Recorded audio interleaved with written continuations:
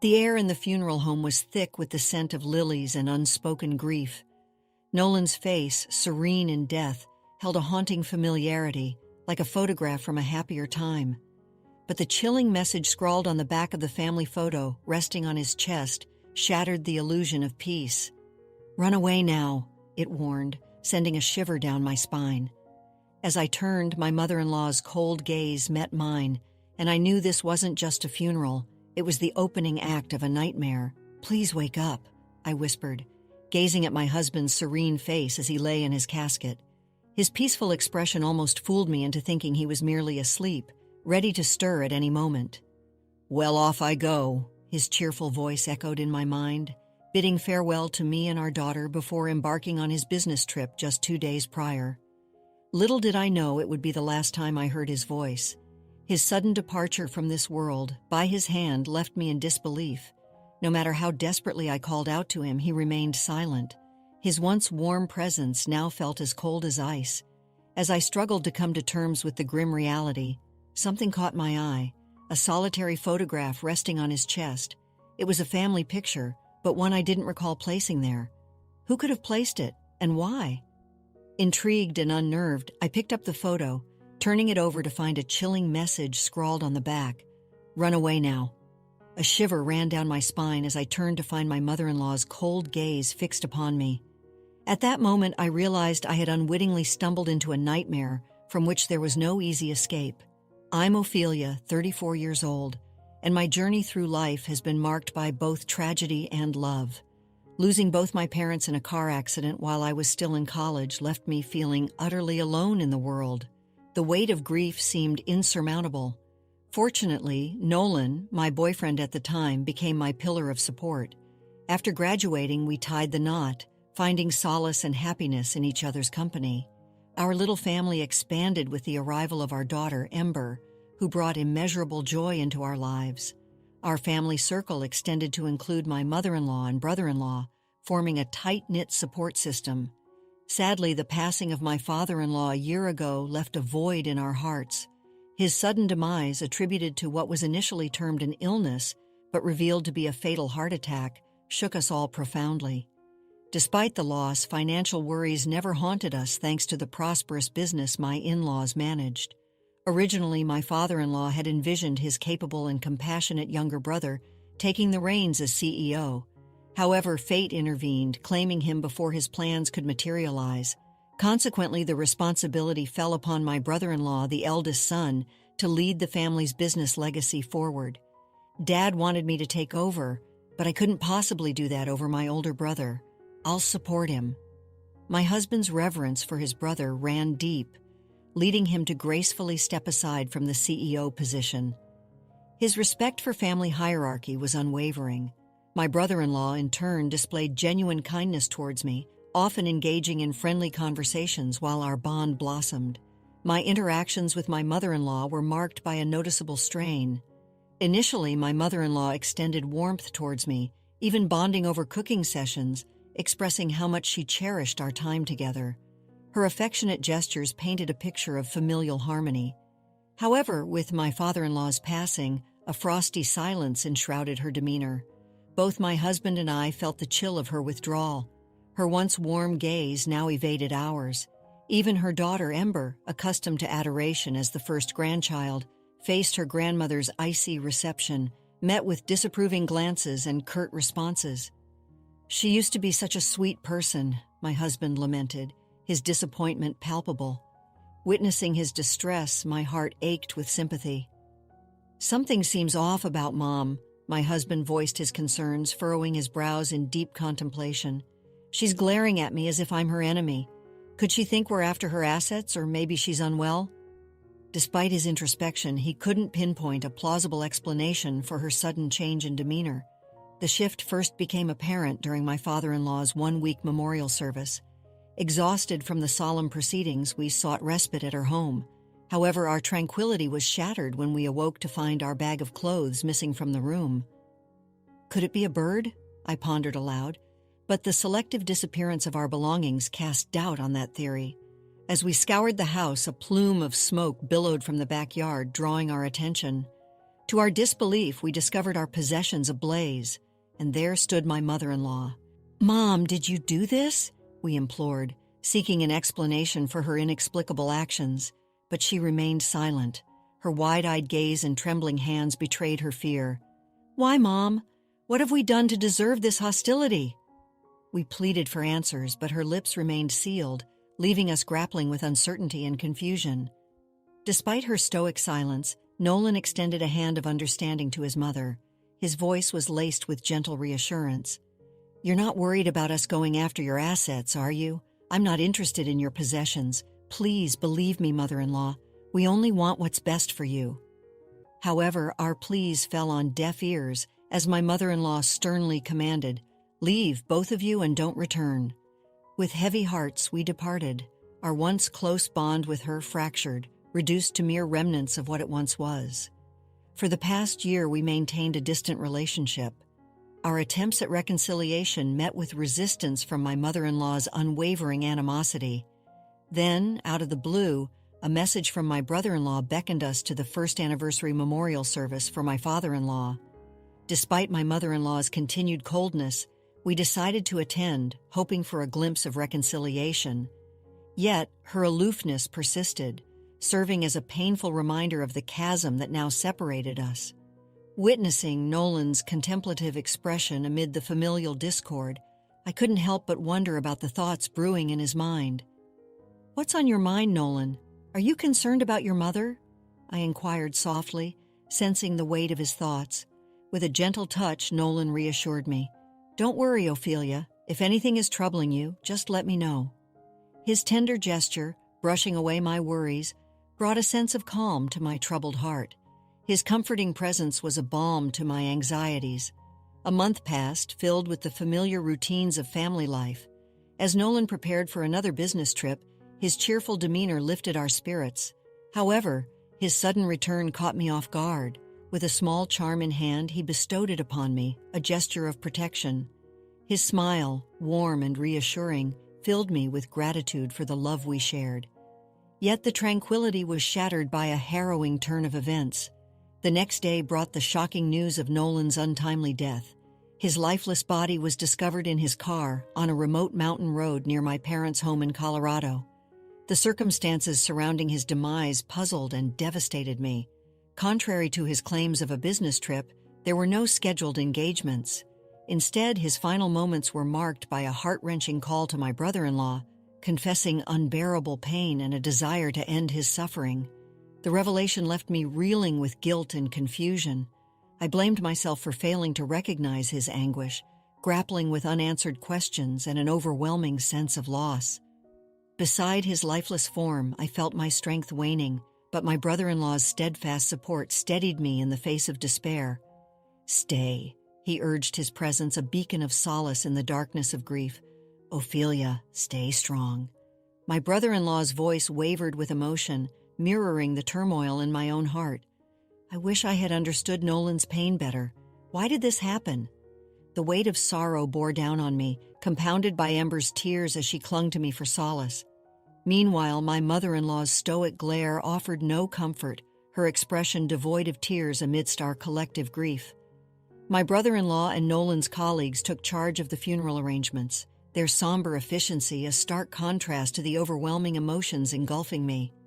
"Please wake up," I whispered to Nolan on the day of his funeral. His serene visage in the casket blinded me to the finality of his passing. It felt as though he could stir from slumber at any moment if only I called out to him. Tears streamed down my cheeks as I held on to him tightly, seeking refuge in his familiar presence. Amid my sorrow, a glimmer of curiosity stirred within me as I noticed a lone photograph resting on Nolan's chest. Who could place it there, and what significance did it hold in this moment of profound loss? Intrigued, I lifted the photograph, only to find Nolan's face marred by ruthless slashes from a cutter. My heart quickened as I read the ominous message scrawled on the back, "Run away now." Questions swirled in my mind. Who was the intended recipient of this chilling warning? As a shiver ran down my spine, I turned to find my mother-in-law's icy stare fixed upon me, her gaze piercing through me with unnerving intensity. Could she be involved? The tension thickened as she hastily looked away upon meeting my gaze, sparking a surge of suspicion within me. Discreetly, I slipped the photograph into the pocket of my dress, determined to unravel the mystery. In the aftermath of the funeral, amidst the quietude that followed, my thoughts kept returning to the cryptic message in the photograph. Though the sender remained elusive, the initial clues hinted at a possible connection. The only person I could think of was Luna, my mother-in-law. "It's not at me," I challenged, questioning the narrative of Nolan's untimely demise. Desperate for answers, I resolved to confront my mother-in-law, bracing myself for the confrontation ahead. As I stepped into her home, my mother-in-law's demeanor remained as frosty as ever. With my brother-in-law absent at work, it was just the two of us in the solemn silence. "What brings you here all of a sudden?" she inquired, her tone guarded. "I was hoping to uncover some insights into Nolan's passing. Perhaps there's a clue here in his childhood home," I replied, my words tinged with uncertainty, lacking the courage to confront her directly. I found myself fabricating a reason for my visit, searching for a distraction. My gaze wandered to the towering bookshelf dominating the living room, a testament to the family's love for literature. It housed not only novels but also encyclopedias and dictionaries. Among them, I spotted a few volumes from Nolan's student days, evoking a wave of nostalgia. Curiosity getting the better of me, I reached for a couple of books, each adorned with a stamped initial indicating ownership. Besides Nolan's J was a small, endearing image of a cuddling cat. The sight warmed my heart, a reminder of his gentle nature that always brought a smile to my face. As I perused the books, I couldn't shake off the palpable weight of my mother-in-law's gaze boring into my back. Amidst the sea of familiar titles, one book stood out, still clad in its cover. As I gingerly opened it, I discovered Tom on Poisonous Plants, its pages adorned with numerous post-it notes. My heart skipped a beat as I stumbled upon a note detailing the very poison that claimed my husband's life. The book bore a stamp of ownership, a damning piece of evidence that left me reeling. Summoning all my courage, I turned to my mother-in-law, brandishing the book before her. Her stoic facade crumbled as tears streamed down her face. "I'm the one responsible. Please forgive me," she choked out amidst sobs. The revelation sent shockwaves through me, but there was no time for hesitation. "We need to inform the authorities," I insisted, my voice trembling with urgency. With a heavy heart, I relayed the truth to the police. As I grappled with the gravity of the situation, my brother-in-law arrived home, oblivious to the turmoil that had unfolded. Concern etched upon his features, he questioned the somber atmosphere, his eyes darting between me and my tearful mother-in-law. "What's happened? Why is Ophelia here? Please tell me," he implored, his voice laced with apprehension. I wanted to talk to my mother-in-law about my husband," I stammered, my words faltering as I struggled to find the right way to broach the subject. Understanding washed over my brother-in-law's face as he listened. "Losing him must have been incredibly difficult for you. Are you feeling any better now, Ophelia?" he inquired gently, his concern palpable. Unable to meet his gaze, I hesitated, grappling with the weight of unspoken truths. Before I could utter a word, my brother-in-law's unexpected confession caught me off guard. "I know this isn't the time, but I've always harbored feelings for you, Ophelia and Ember. She's just so precious to me. Would you ever consider giving us a chance, starting anew?" His words hung in the air, surprising me with their sincerity. I never imagined my brother-in-law harboring such feelings. "Thank you, but I can't even fathom such thoughts right now," I replied, my voice tinged with gratitude and regret. Understanding flickered in his eyes as he accepted my response. Awkwardly scratching his head, he took the photograph from my outstretched hand. "I'm sorry," he murmured, his gaze falling upon the image of my husband's battered face and the ominous message scrawled on its reverse. As the reality of the photograph's contents sank in, my brother-in-law's complexion paled, a gasp escaping his lips. This was inside Nolan's coffin. Who could have done such a thing? His shock mirrored my own as we grappled with the sinister implications of the discovery. "Someone at the funeral may know what happened to Nolan," I mused aloud, the pieces of the puzzle slowly coming together in my mind. "Wait a moment. Nolan took his own life, so there's no perpetrator to speak of," I reasoned, trying to quell the rising unease. However, my brother-in-law appeared perplexed, his agitation palpable as he shifted uneasily. But in my dreams, Nolan's voice echoes, accusing someone of betrayal and expressing hatred, I divulged, watching as his eyes widened in shock, his features contorting with alarm as if confronted with a horrifying revelation. And I found this, I continued, retrieving the damning evidence from the living room bookshelf. As I handed him the book on poisonous plants with incriminating notes, his expression morphed into one of profound concern, realizing the gravity of the situation. I presented the book on poisonous plants that I had discovered earlier, pointing out the bookplate bearing my brother-in-law's name, indicated by the stamped letter K. "What are you insinuating? Are you suggesting that I murdered my brother?" my brother-in-law demanded, his voice tinged with disbelief. Instead of answering, I pressed on with my revelation. Beside me, my mother-in-law remained silent, her gaze fixed on the unfolding drama. "And there's more," I declared, retrieving the charm my husband had given me. Carefully, I extracted a letter concealed within its contents. The letter sent shockwaves through the room. "Hey, pause for a moment. Would you care to support us? Like this video and subscribe for more? Now let's dive back into the story." "My brother killed our father with a poisonous plant," I announced, my voice trembling with the weight of the truth. Amidst the somber atmosphere of my husband's funeral, I had come to the charm he had gifted me, finding solace in its tangible reminder of his love. "Yes," I held it, a faint suspicion nudging at my consciousness. Could there be something hidden within? "From the outer covering, that's hardly substantial evidence," my brother-in-law scoffed dismissively. As I retrieved a small object concealed within the charm, I undid it. I produced my phone and played a video that revealed a damning conversation between my husband and my brother-in-law. In the footage, my brother-in-law confessed to intentionally ending his father's life. He assured my husband that he harbored no ill intent toward our family and vowed to turn himself into the authorities.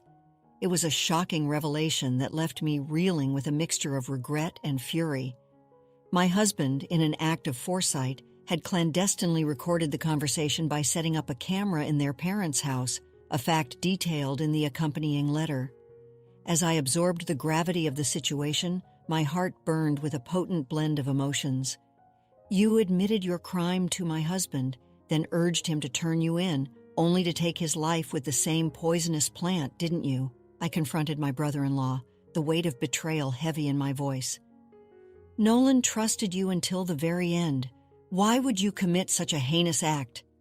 As I pressed him for answers, my brother-in-law's demeanor shifted. His once gentle countenance contorted into a terrifying visage as he clicked his tongue in frustration, his eyes flashing with anger. In that tense moment, my mother-in-law's anguish erupted into tears, her sobs filling the room. "Why?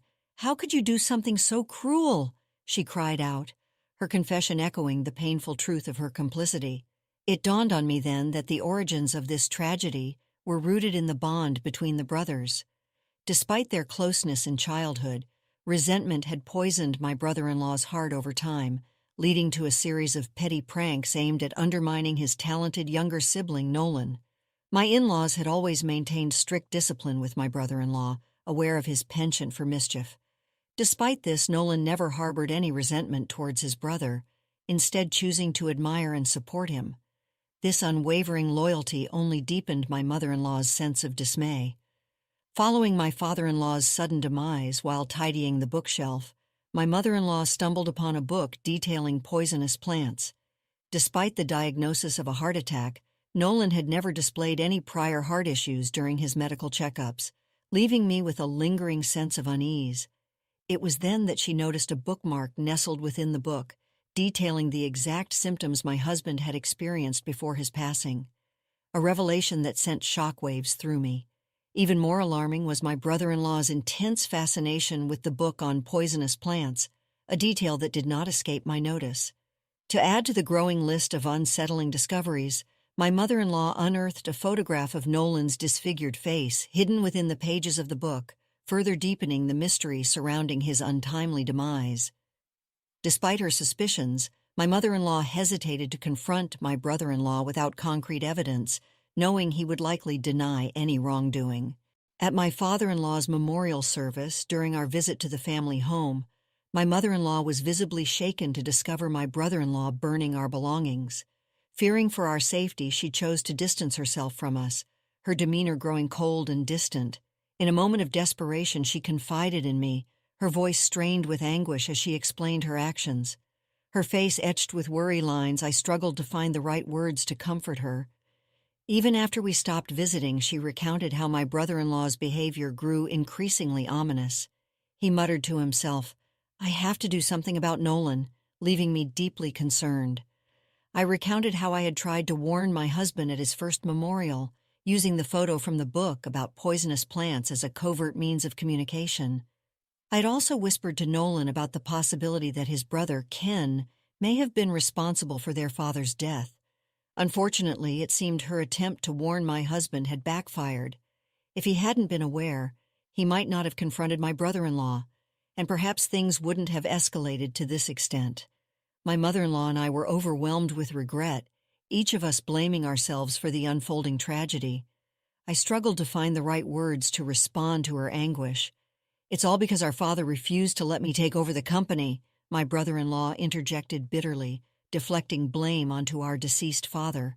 "But Nolan always stood up for you, insisting that he couldn't become president by sidelining you." I couldn't contain my frustration. "As if that matters. Both our father and Nolan loved you. There was no need for you to resort to such drastic measures." "What's the point now?" I exclaimed, my voice tinged with a mixture of anger and despair. Defiant, my brother-in-law dismissed our accusations with a chilling expression. "Blame the parents who favored my younger brother and the facade of the good son, Nolan. It's all your fault," he retorted, his words sending shivers down my spine. "You've taken away my beloved husband. I'll never forgive you." I saw my anger boiling over, and my brother-in-law's callous actions ignited my fury. "Shut up! If you hadn't interfered, you could have been my wife," he spat back venomously, his words dripping with malice. Suddenly he lunged at me with a knife he had concealed, the glint of metal sending a chill down my spine. Panicked, I screamed for help and attempted to flee, but he was relentless, swiftly closing the distance between us. With nowhere left to run, I found myself cornered, facing the sharp edge of the blade. Instinctively, I shut my eyes, bracing for the worst. Then a resounding thud echoed through the room as someone intervened to shield me from harm. To my astonishment, it was my mother-in-law. "Mother-in-law, are you hurt?" I gasped, seeing her grimace as blood trickled from her injured arm. "Ken, please stop this madness. Turn yourself in," she pleaded, her voice trembling with urgency. "Shut up, both of you. You're the ones who need to disappear," my brother-in-law snarled, his rage unabated. "Why would you go to such lengths, especially now that you've achieved your dream of becoming CEO?" I implored, struggling to understand his motives amidst the chaos. "I need money," my brother-in-law confessed, his desperation palpable. Despite assuming control of the company, he lacked the business acumen to manage it, burdening himself with mounting debts. Within a year, in a desperate bid to alleviate his financial woes, he resorted to taking out a hefty life insurance policy on my husband, his younger brother. "It's amusing. Nolan believed my lies so easily even when I pretended to confess," my brother-in-law chuckled bitterly, his laughter tinged with malice. I recoiled in disgust at his callous demeanor, but even in his deceit, he remained cautious, ensuring that Nolan didn't consume the drink he had offered as a farewell toast. "Who cares, farewell?" he sneered, his suspicions of poisonous herbs evident. Yet he did shake Nolan's hand, unwittingly transferring traces of the lethal substance. "Nolan had a habit of licking his fingers, so it's no surprise the poison began to take effect during the car ride home," my brother-in-law boasted, his voice filled with a twisted sense of triumph as he brandished a knife before us. "Despite everything, my husband still wanted to save you. Why couldn't you understand his compassion?" I exclaimed, frustration seeping into my voice. "Blame my parents for favoring Nolan over me," my brother-in-law retorted defiantly, deflecting responsibility onto others. The tension reached its peak. The arrival of the police brought an end to the harrowing ordeal.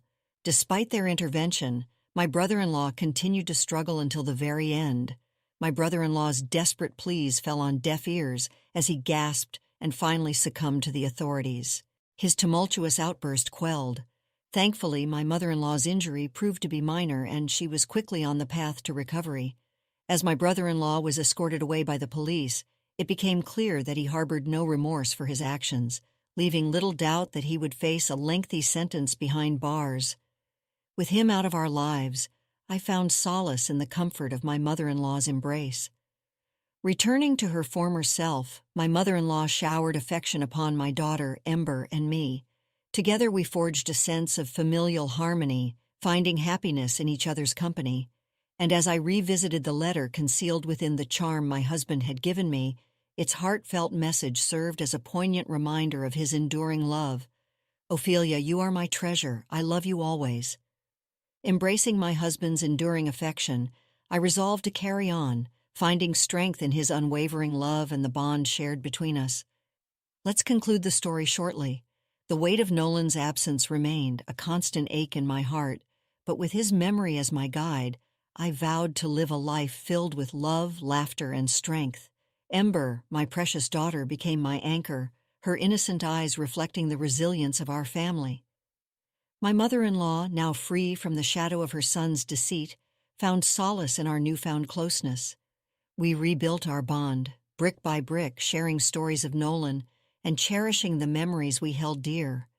The business, now under the guidance of a trusted advisor, flourished. Nolan's legacy lived on, not only in the company's success, but also in the hearts of those he touched. Life moved forward, carrying the scars of tragedy, but also the enduring power of love. Nolan's voice, though silent, remained a constant whisper in my ear, reminding me to cherish each moment, embrace life's uncertainties, and never let go of the hope that, even in the darkest of times, love can find a way to bloom again. After experiencing the full journey of our story, we'd love to hear your thoughts. How did the story resonate with you? Don't forget to like, subscribe, and stay blessed. Thank you for watching, and see you in the next story.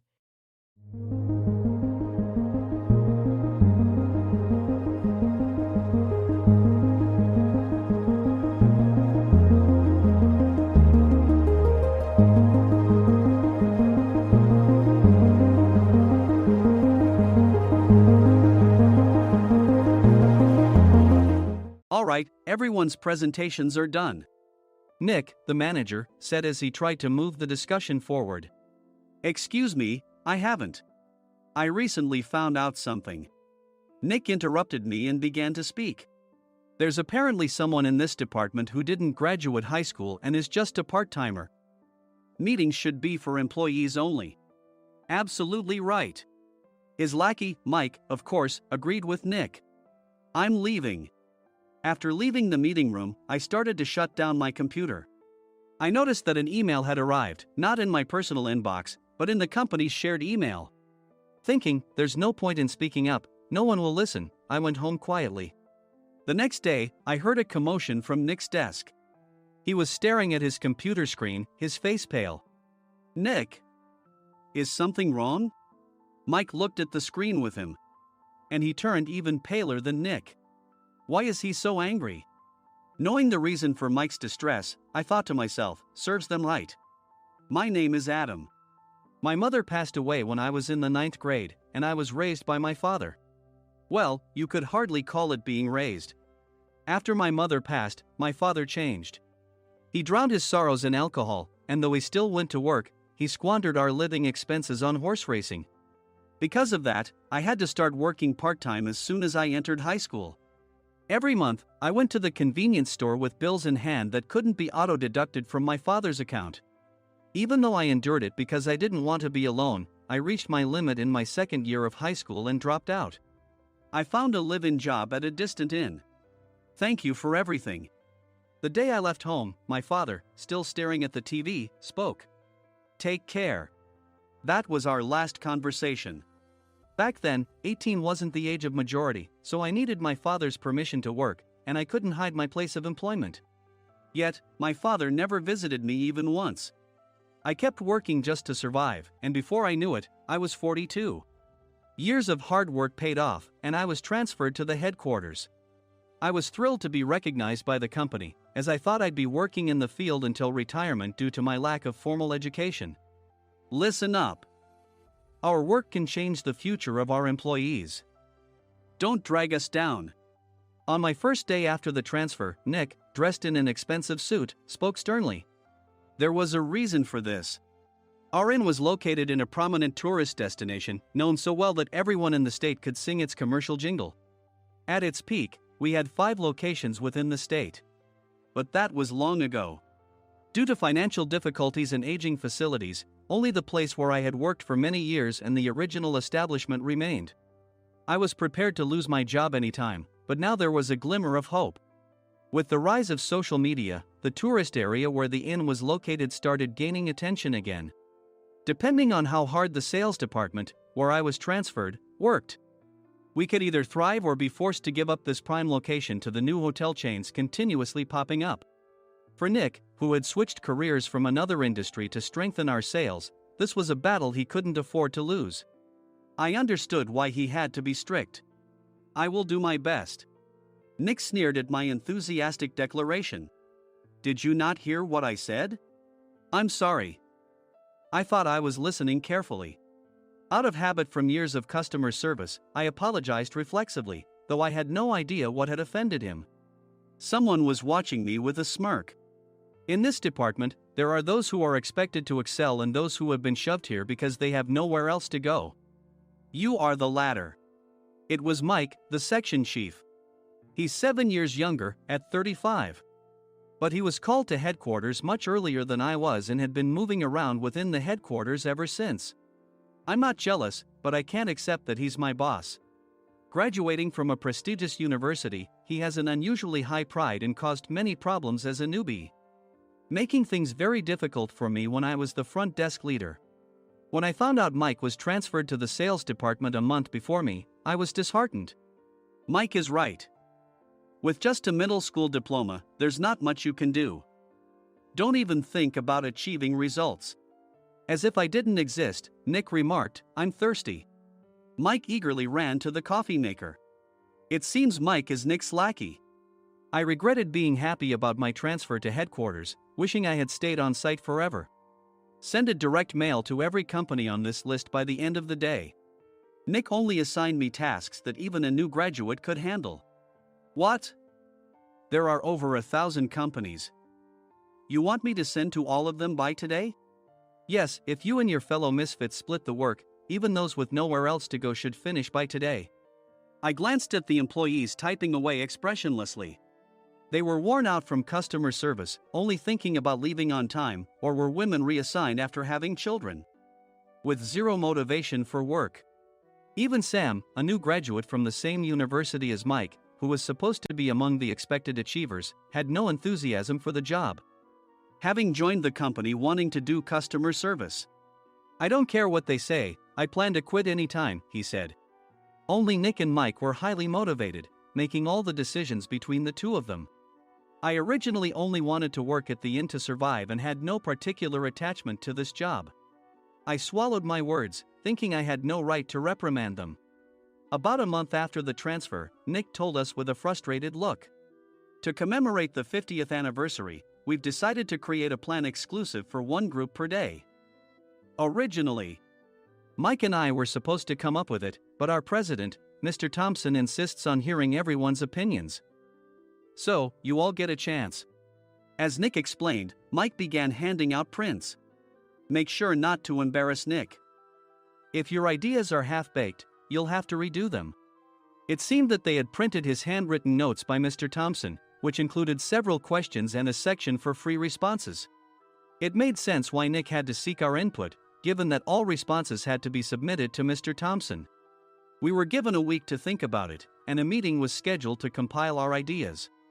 My plan is to let guests enjoy both the old and modern America. Nick began the presentations. Guests would watch a master confectioner at a nearby traditional sweet shop make sweets in front of them. The welcome drink would be premium tea in a bottle. Nick's plan was certainly attractive.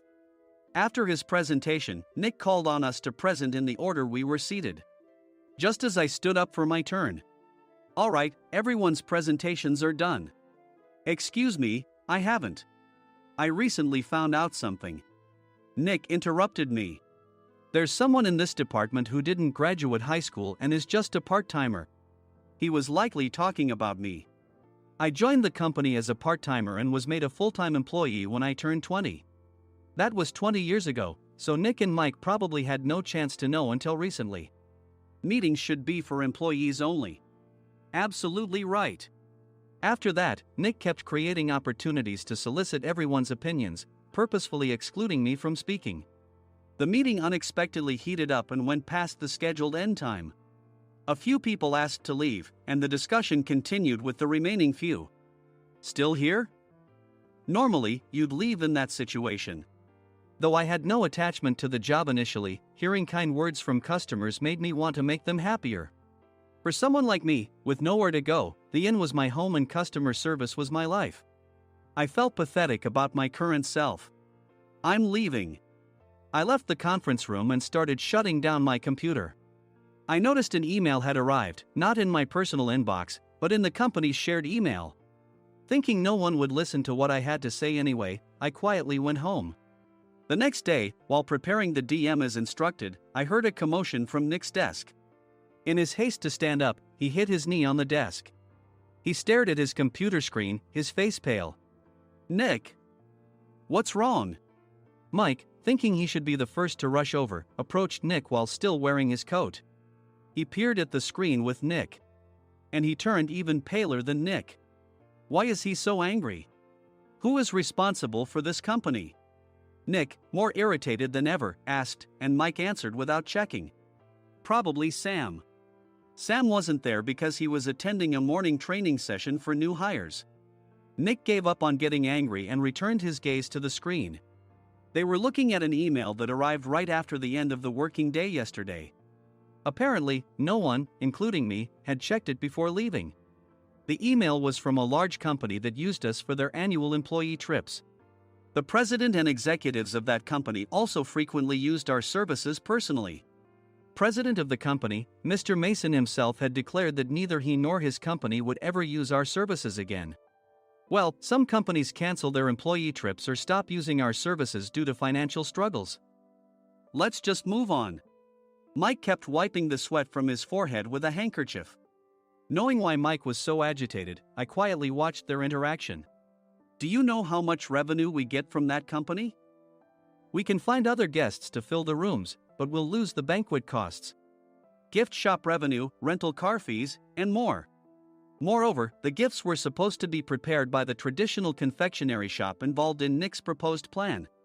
If it's known that we incurred such a huge loss at this critical time, Nick's position in the company would be jeopardized. Nick took a deep breath, seemingly trying to calm himself. All right, Mike. Go to New York right now and apologize to Mr. Mason. What? You're coming with me, right? I have urgent work to do. I trust you, which is why I'm entrusting this to you. Please. Mike, believing Nick's sincerity, agreed with a determined look on his face, saying, yes. That's Nick for you. Even if Mike went to apologize, Nick would shift all the blame onto him if the client didn't change their mind. Well, it was Mike's fault to begin with, so it served him right. About 3 hours later, Sam answered a call from somewhere and repeatedly apologized, saying, I'm very sorry. Everyone watched to see what was happening. After ending the call, he informed Nick with a weary tone. When Mike arrived at the client's company, he only made things worse, further infuriating Mr. Mason. He was demanding, get his boss here immediately. It was no wonder Sam was exhausted, dealing with such a call right after returning from training. What is that idiot doing? All right, Adam, you're coming with me. If sacrificing Mike didn't work, then I must be next. Normally, I'd want to refuse at all costs, but I saw an opportunity in this situation. If I can be of assistance, I'd be happy to join you. I immediately followed Nick, and we flew to New York. When we introduced ourselves at the reception, it became clear how serious the situation was. As the receptionist personally escorted us to the president's office.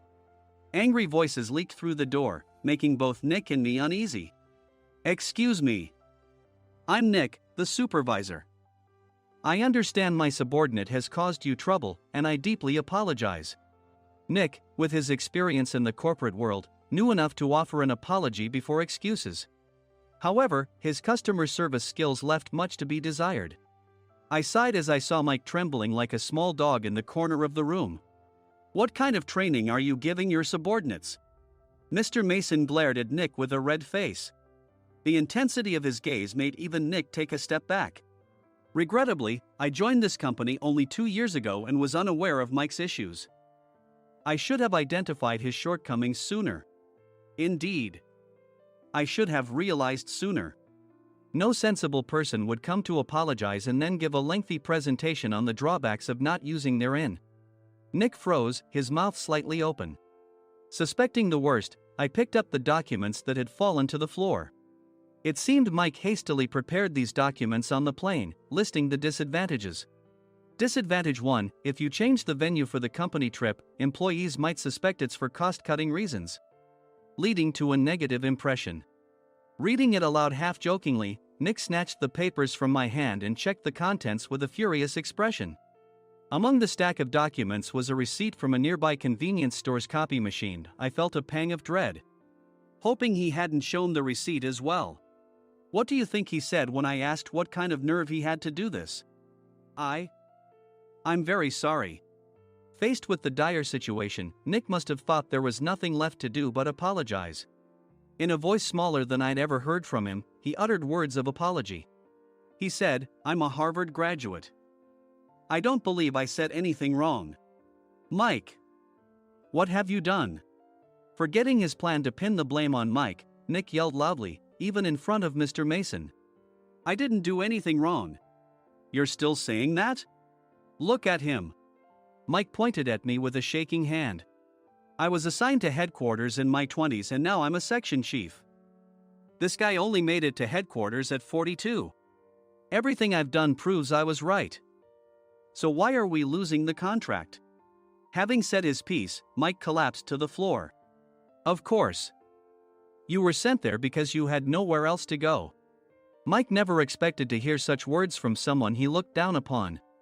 He lunged at me, and Nick hurriedly stepped in to stop him. "Mr. Thompson told me Mike is a quick thinker, and to take good care of him." There's no way he was pushed aside. "Don't make things worse here. He didn't say quick thinker, he said only quick-witted, didn't he?" I don't remember that part." I recalled the many troubles Mike caused when he was a newbie. When Mike was on the front line, his pride was so high that he never apologized to customers. Customer service, especially in our job, doesn't work alone. It brings both good and bad situations. If the front staff or housekeepers made mistakes, or the cleaning company didn't properly clean a room, one had to apologize to the customers regardless of personal fault. Mike, in such situations, would never apologize, insisting he wasn't at fault. This often angered customers, and as the front desk leader, I frequently had to apologize on his behalf. He caused complaints and disrupted operations, which is why he was quickly moved to headquarters. In departments where he didn't interact directly with customers, his quick thinking was beneficial and things went well. But it seemed his flaws were starting to show. Corporate reservations are supposed to be entered into the system by the sales representative. But a quick check yesterday revealed that more than 10 items were missing from the client's reservation. The handover document clearly stated what needed to be prepared. Why didn't you enter it into the system? Why do we have to give them special treatment? Filling rooms near the banquet hall, setting up all the food in advance. Specifying the brand of wine, they're too demanding. No wonder he always angered customers, I thought, feeling a headache coming on. Grouping them in rooms near the banquet hall is for our benefit too. It makes it easier for the staff to set up beds and serve breakfast since everyone's schedule is synchronized. As for the other requests, Mr. Mason suggested them to lighten our load. I didn't know that. Nick finally seemed to realize that Mike was the one who had angered the client. What did you say to them? I just told them we wouldn't give them special treatment anymore. We shouldn't waste effort on things that don't bring in money. I was utterly exasperated at his lack of understanding of customer service. Of course, we shouldn't comply with unreasonable demands. But carrying over successful practices from past stays makes customers feel remembered and enhances their experience. Good memories encourage repeat visits. That's part of our job. I looked down at Mike, who was sitting on the floor. In our job, nothing is a waste. Mr. Thompson likely moved you to the sales department, hoping you'd finally understand this. How do you think he feels now that you failed to meet his expectations? Mike, tears in his eyes, fled the president's office. I was amazed he still hadn't apologized. You have it tough, Adam. It's okay, we're all employees of the same company. I deeply apologize for this disrespectful incident. Especially after all the care you've shown us. If it weren't for you, Adam, I really would have stopped staying here. When I heard you were moving to the sales department, I was willing to reconsider if you handled it. Seeing us talk so amicably, Nick's face contorted. Do you two know each other? Adam's service is excellent. I always requested him specifically. Normally, we don't accept specific staff requests, but we made an exception for Mr. Mason, adjusting my shifts accordingly. He had personally stayed at our hotel just before my transfer, and during casual conversation, I mentioned, I'm moving to the sales department soon. If I hadn't told him then, things could have been much worse. Please continue to take care of us. I look forward to it. On the return flight, Nick awkwardly offered me a can of beer. It's still working hours. Of course, I had no intention of forgiving him for a single beer. Nick might try to pin everything on Mike and avoid any consequences. While pondering this, a startling fact came to light. Nick, the tea bottles for the plan have arrived. I handed Nick a bottle labeled with our inn's name. They look good. What are you talking about? These are plastic bottles. I had assumed we would use the trendy, high-end bottling tea. But what arrived were ordinary plastic bottles of tea with customized labels.